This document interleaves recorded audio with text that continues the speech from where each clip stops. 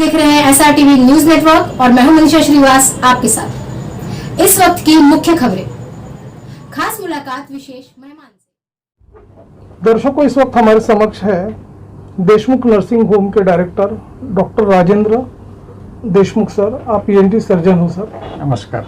नमस्कार सर, हम आपसे ये जानना चाहेंगे कि जो आजकल की जो जीवन शैली जो चल रही है उसमें देखा गया है कि कई तरह के रोगों से आदमी लड़ रहा है।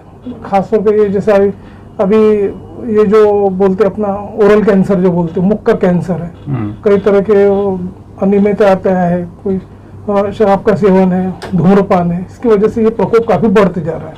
तो इस संदर्भ में आपका क्या आकलन है, आप दर्शकों को बताइए। पिछले 10 साल में पहले के हिसाब से यंग जनरेशन में मुख के कैंसर का परसेंटेज बहुत बढ़ गया है और इसका कारण है खर्रा, गुटखा, तंबाकू, ये सब खाने की जो आदत है। ये अभी बहुत स्कूल के एज से ही दिखा है, यानी ऑलमोस्ट 7 से 8 साल की उम्र से बच्चे खाना शुरू करते हैं। उनके साथ में उसका कोई दोस्त खाता है, इसलिए उसके कारण वो खाना चालू करते हैं और धीरे धीरे ये आदत बढ़ती है और इसके कारण फिर सबम्यूकस फाइब्रोसिस और सबसे डेंजरस है कैंसर का परिणाम अभी बहुत ज़्यादा इंसिडेंस बहुत बढ़ गया है। पहले के ज़माने में जैसे जानते थे कि बुढ़ापे में ये कैंसर ज़्यादा था, लेकिन अभी जानकारी ऐसी है कि यंग एज में राइट फ्रॉम से 15-16 साल से लेके तो 35-40 साल तक, यानी जो कमाने का या सीखने का एज है उसी एज में इसका परसेंटेज ज़्यादा है। और ये बहुत चिंता वाली बात है क्योंकि यही जनरेशन अगर इनको इसी उम्र में कैंसर हो जाता तो अपने फैमिली को कैसे सपोर्ट करेंगे। एक तो ये है और उसके ऊपर फिर खर्चा हो जाता है कैंसर के, उसके ऊपर लोग आते हैं, बड़े लेट स्टेज में आते हैं काफ़ी लोग। कभी कोई होम्योपैथी के पीछे भागता है, कोई आयुर्वेदिक के पीछे भागता है, कोई और ट्रीटमेंट लेता है। 6-6 महीने तक छाला रहने के बाद भी डॉक्टर प्रॉपर डायग्नोसिस होता नहीं है और इस तरह से फिर स्टेज बढ़ने के बाद जब आते हैं तो नेचुरली फिर उसके रिजल्ट भी इतने अच्छे नहीं आते हैं ट्रीटमेंट के। तो ये सबसे चिंताजनक बात है और नागपुर पर्टिकुलरली अभी मुख के कैंसर का कैपिटल माना जा रहा है in whole of the world. इतना ज़्यादा परसेंटेज है। बीच में कैंसर हॉस्पिटल की रजिस्ट्री रहती है, उन्होंने जो डाटा कलेक्ट किया उसमें नागपुर का इंसिडेंस सबसे हाईएस्ट है और इसका कारण यही है कि खर्रा, गुटखा, तंबाकू का सेवन, स्मोकिंग तो पहले भी था, लेकिन अभी खर्रा, गुटखा, तंबाकू जो है पर्टिकुलरली मुंह में जो दबा के रखते हैं, इससे इरिटेशन होकर कैंसर का प्रमाण हद से ज़्यादा बढ़ गया। सर, जैसे ओरल कैंसर के अपन सिम्टम्स देखें तो जो निकोटीन जो काफी दुष्प्रभावी माना गया है, तो ये जो कॉजेज जो होते हैं इतने कॉम्प्लिकेशंस बढ़ रहे हैं तो लोग उसे डिनाई करते हैं प्राइमरी स्टेज में, फर्स्ट सेकंड स्टेज में, लोगों को पता नहीं चलता। तो ये कॉजेज को किस तरह से लोग उस लक्षण को पता करें, उस बारे में बताइए। नहीं, मैं ये नहीं मानता कि लोग पता नहीं करता, लोग इग्नोर करते जानबूझ के। जैसे कि काफ़ी लोग हमारे यहाँ आते कि छाला है, 4-4, 6-6 महीने में जबान के ऊपर छाला है या गाल के ऊपर छाला है, फिर भी लोग प्रॉपर डॉक्टर के पास नहीं जाते ट्रीटमेंट के लिए। ये एक बहुत अनफॉर्चुनेट बात है और काफ़ी बार उनको गलत एडवाइस भी दिया जाता है कि नहीं आपका छाला 8 दिन में ठीक हो जाएगा। आपकी जानकारी की है कि कोई भी मुंह के अंदर का छाला जो 10 या 15 दिन के अंदर में पूरी तरह से बैठता नहीं है, इसको प्रॉपर डायग्नोसिस आवश्यक है, जिसके लिए कान नाक गले के डॉक्टर या डेंटल सर्जन जो ओरल फेशियोमैक्सिलरी सर्जन बोलते हैं जो इस क्षेत्र में जुड़े हुए हैं, या तो ऑन्को सर्जन जो कैंसर वाले सर्जन, इनको दिखाना बहुत ज़रूरी है। इसके जो सिम्टम्स है, इसमें छाला आना सबसे बड़ा सिम्टम है। मुंह के अंदर कहीं भी छाला आना जो 10-15 दिन में बैठता नहीं है, उसके साथ में दर्द रह सकता है, काफ़ी केसेस में दर्द नहीं भी रहता है, लेकिन जबान के जैसे कैंसर है उसमें काफ़ी दर्द रहता है क्योंकि पेशेंट को खाने पीने में, निगलने में तकलीफ होती है। तो मुंह में छाले आना, दर्द होना, काफ़ी बार ये दर्द कान में महसूस होता है तो लोगों को लगता है कि कान का प्रॉब्लम है। बार बार छाले आना, मुंह के अंदर तीखा लगना, ये शुरुआत के सिम्टम्स है। धीरे धीरे जैसे कैंसर बढ़ता है वैसे वैसे खाने में तकलीफ होना, निगलने में तकलीफ होगी। जबान का काम है कि उसको पीछे ढकेलेगा। मुंह के अंदर में ही कैंसर है या जबान के ऊपर कैंसर, तो नेचुरली खाने पीने में तकलीफ होती है, सलाइवा ज़्यादा मात्रा में पैदा होता है। तो ये मुख्य सिम्टम्स इसके ये है कि खाने पीने में तकलीफ आना है या छाला होना, ये 2 मुख्य कारण है। और इसमें प्रिवेंशन के हिसाब से सबसे ये है कि जैसे ब्रेस्ट कैंसर में एडवाइस किया जाता है कि लेडीज़ ने हर एक महीने में अपना ब्रेस्ट खुद ही पैल्पेट करके, जिसको हाथ से पैल्पेट करके जिसको बोलते हैं, देखना चाहिए कि कहीं कुछ गठान हो रही है कि, ताकि अर्ली स्टेज में कैंसर डिटेक्ट। वैसे ही मुंह के अंदर में भी हम लोग एडवाइस करेंगे कि हर एक ने अपना मुंह आईने में देख के हर एक महीने में देखना जरूरी है। सेल्फ एग्जामिनेशन जिसको बोलेंगे, उसमें अगर उनको कुछ चेंजेस लगते हैं, कहीं छाला दिख रहा है, कहीं मसा बढ़ गया है, तो तुरंत प्रॉपर डॉक्टर को दिखाना बहुत जरूरी है। सर इनिशियल स्टेज में यदि छाला डिटेक्ट होता है तो उसका एग्जामिनेशन प्रोसीजर्स क्या होती है, किस तरह का ट्रीटमेंट ऑफलाइन होती है? सबसे पहले तो जैसे हम क्लिनिकल एग्जामिनेशन करते हैं लाइट द्वारा, इंस्ट्रूमेंट द्वारा मुंह की, तो उसमें कुछ कुछ कैंसर के छाले के स्वरूप में से हमको आइडिया आती है कि ये कैंसर का होने की संभावना बहुत ज़्यादा है। जैसे उसके आजू बाजू में बहुत कड़क भाग, जिसको हम इंड्यूरेशन बोलते हैं मेडिकल टर्म्स में, छाला है, उसके बाजू में इंड्यूरेशन है और आजू बाजू में फैल रहा है, तो ये लक्षण है कैंसर का।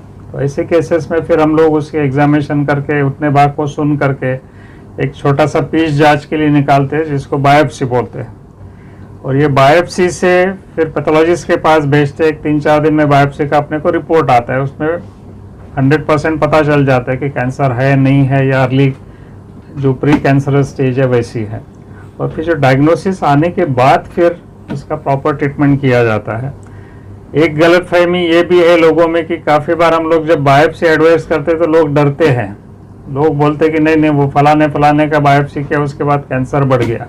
ऐसी कोई भी बात नहीं है। एक छोटा सा पीस 2 मिलीमीटर 3 मिलीमीटर का पीस निकाला जाता है, जिससे कोई नुकसान नहीं होता और इससे कैंसर बढ़ता नहीं है। कैंसर अपने नेचुरल प्रोग्रेशन जो है उसी प्रकार से बढ़ने वाला है।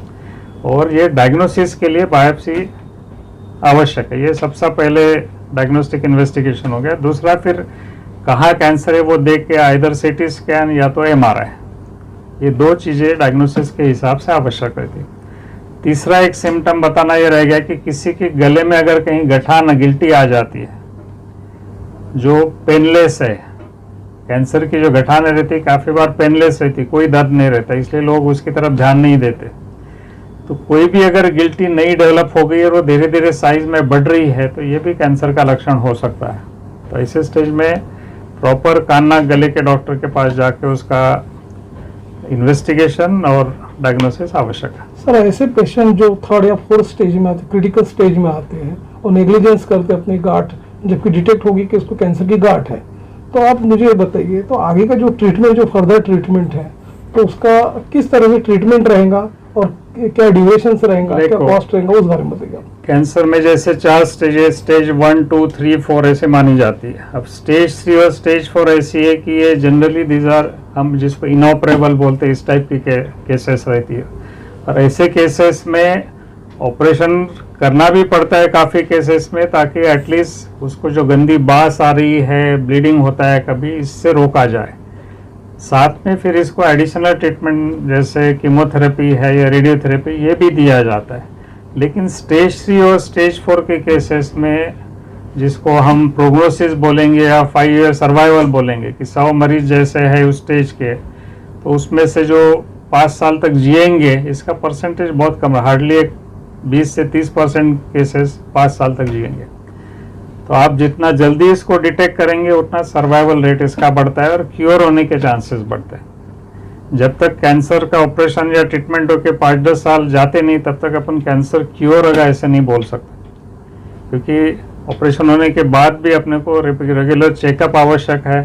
हर एक 6 महीने में, शुरुआत में हम 3-3 महीने में चेकअप करते हैं, फिर नेक्स्ट साल में 6-6 महीने के बाद करते हैं या 4 महीने के बाद करते हैं। ऐसा अगले 5-10 साल जो रेगुलर चेकअप भी आवश्यक है, ताकि अगर कहीं दोबारा उसका लक्षण है तो उसी वक्त उसको प्रॉपर ट्रीटमेंट दिया जाए। सर जैसे कि अभी oral health unified week celebrate हो रहा है, तो पर्टिकुलर लोगों ने किस तरह से अपने आप को प्रिवेंशन रखना चाहिए, या किस तरह से उन्होंने हाइजीन मेंटेन करना चाहिए मुख का, कैंसर न हो, उस बारे में बताइए। प्रिवेंशन सबसे पहले ये जो बुरी आदतें हैं, खर्रा, गुटखा, तंबाकू, खैनी या स्मोकिंग, काफ़ी एरियाज में रिवर्स स्मोकिंग जिसको बोलते हैं, जो चुट्टा कैंसर बोलते हैं, वो जो जलता हुआ एंड मुंह के अंदर रख के फिर वो खींचते हैं उसको, कुछ ट्राइबल एरियाज में ये पाया जाता है। तो ये बड़े डेंजरस है। तो सबसे पहले तो इसको बंद करना, ये आदत बंद करना जरूरी है, और ये बचपन से ही स्कूल लेवल से ही करना जरूरी है। स्कूल लेवल में रेगुलर उनका चेकअप होना चाहिए, प्लस उनको क्या बोलेंगे एजुकेशन ये देना बहुत ज़रूरी है कि इसके दुष्परिणाम कैसे रहते हैं। उनको दिखाना चाहिए कि आप जैसे अभी से खाना चालू की तो ये इसके बुरे असर होने वाले हैं आगे चल के। तो उसी तरह से उसी जड़ से ही उसको उखाड़ना जरूरी है। और सबसे मेन है इसमें गवर्नमेंट का ये, जिसमें ये खर्रा गुटखा जैसी चीज़ें तो टोटली बैन होना चाहिए, क्योंकि इसमें बहुत घातक केमिकल्स है। अपने आप पान तो पुराने ज़माने से लोग खाते आ रहे हैं, स्मोकिंग भी काफ़ी हद तक चलता था, लेकिन उस वक्त इतना परसेंटेज नहीं था। ये बढ़ने का कारण ये है कि जब से ये खर्रा गुटखा पाउचेस ये सब शुरू है तब से इंसिडेंट सडनली बढ़ गया है। तो ये टोटली बैन करना चाहिए, लेकिन अनफॉर्चुनेटली गवर्नमेंट रेवेन्यू के कारण या पब्लिक प्रेशर के कारण जो भी है इसको बैन नहीं करते। सर, विदर्भ और देश भर के दर्शक आपको लाइव देख रहे हैं। हमारे समक्ष है डॉक्टर राजेंद्र देशमुख, जो कि प्रख्यात ENT सर्जन है। सर, हाँ, आप हमारे दर्शकों को ये भी बताइए कि मुख कैंसर से संबंधित किसी प्रकार की कोई उनकी शंकाएं कुशंकाएं रहे या किसी प्रकार का उनको ट्रीटमेंट करवाना है तो पर्टिकुलरली उन्होंने कहाँ पर आपसे संपर्क करना चाहिए, उस बारे में बताइए। वो मुझे संपर्क कर सकते हैं या कोई भी कान नाक गले के डॉक्टर संपर्क कर सकते हैं। देखिए, कैंसर ऐसी चीज है कि हर एक ENT सर्जन बोलो या ये ट्रीटमेंट नहीं करता है। कुछ लोग कुछ एरिया में स्पेशलाइज करते हैं, लेकिन बेसिक डायग्नोस्टिक हर एक ENT सर्जन कर पाता है।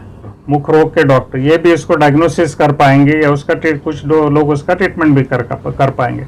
तो उन्हें थोड़ा भी कुछ डाउट है तो नियरेस्ट जो भी पॉसिबल है उनसे जाके चर्चा कर सकते हैं। अपना कुछ शंका है तो वो समाधान कर सकते हैं उसका। और सर, हमारे दर्शकों को ये भी बताइए कि जो देशमुख नर्सिंग होम जो है पर्टिकुलरली किस तरह की स्पेशलिटी है, किस तरह की फैसिलिटीज यहाँ पे उपलब्ध है? देखो, यहाँ पे कान नाक गला के सभी प्रकार के ये होते हैं। साथ में एंडोस्कोपिक साइनस सर्जरी करके एक स्पेशलिटी ट्रीटमेंट, जिसमें एंडोस्कोप द्वारा साइनसेस का कुछ आंखों की बीमारियों का ऑपरेशन किया जाता है। और दूसरी बात है ना कैंसर का, मेरा specialisation head neck cancer surgery में है। जे हॉस्पिटल में मैंने ट्रेनिंग लिया है 2 साल का। तो हेड नेक कैंसर की भी केसेस हम लोग करते हैं, जैसे मुंह के कैंसर है या जबान का कैंसर है, ये भी ट्रीटमेंट यहाँ पे होता है। यदि हमारे दर्शकों को आपसे डायरेक्ट संपर्क करना चाहे तो आपका दूरभाष नंबर क्या है, फोन नंबर? 982229673982229673।